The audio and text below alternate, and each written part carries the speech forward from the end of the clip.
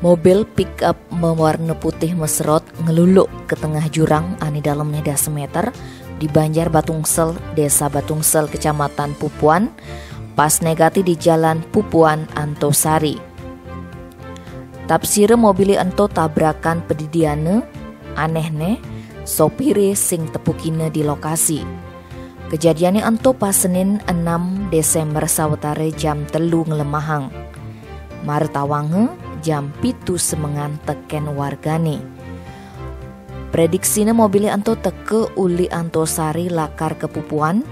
Mare neke ditongos kejadiane, ani nyerok jogang misi mengkol ke kanan, saget sopire sengida ngendaliang mobilne. Apa buen dugas ento kondisene misi hujan, ani mekade jalanane belik. AKP Iwayan Swasti Kenyelasang, petugas Polsek Pupuan sube tuun ke lokasi.